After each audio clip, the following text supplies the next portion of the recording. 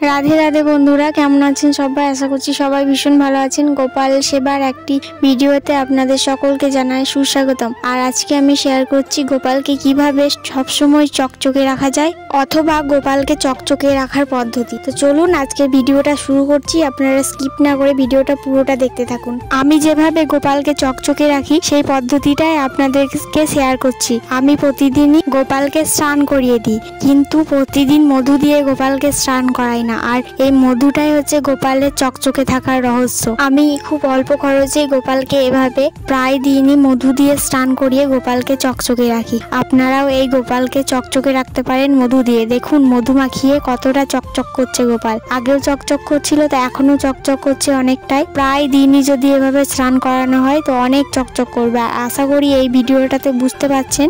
আর তারপরে পরিষ্কার জলে তুলসী পাতা দিয়ে গোপালকে স্নান করিয়ে দেবেন। গোপাল সোনা চকচক করে না, তার কয়েকটি কারণ রয়েছে। যেমন গোপালের স্নানের জলে ক্ষার বেশি থাকে, তার জন্য গোপালের মূর্তিটি চকচক করে না অনেক সময়। তো সেক্ষেত্রে দই, মধু আর লেবু দিয়ে গোপালকে মাখিয়ে গোপালকে স্নান করাতে হবে, তাহলে অনেকটা চকচকে ভাব আসবে গোপালের।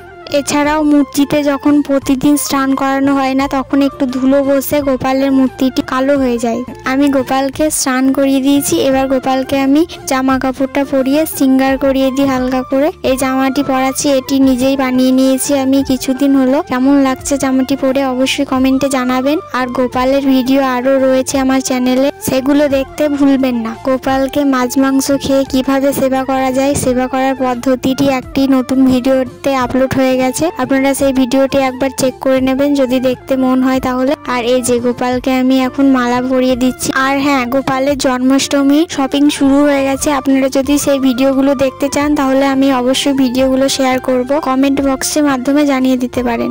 আর এখন গোপালকে একটি তুলসী মঞ্জুরি দিয়ে দিচ্ছি। তুলসী গাছের যে মঞ্জুরিগুলো থাকে সেই মঞ্জুরিগুলোই আমি তুলে নিয়েছি, অনেক হয়েছিল, সেগুলোই তুলে গোপালের খাবারে ভোগে চরণে আমি দিয়ে দিচ্ছি একটি একটি করে। আর এখন গোপালকে আয়না দর্শন করিয়ে নিলাম, ভোগ লাগিয়ে দিলাম গোপালকে। কেমন সুন্দর লাগছে দেখুন সাজিয়ে। আর আপনারা এভাবে গোপালকে স্নান করিয়ে দেবেন মধু দিয়ে, দেখবেন গোপাল অনেক চকচক করবে। আগে থেকে প্রতিদিনই স্নান করাতে হবে গোপালকে, তাহলে খুব চকচক করবে। আর এভাবে আমি গোপালের সেবা করে থাকি, আর এভাবে আমি গোপালকে সবসময় চকচকে রাখি।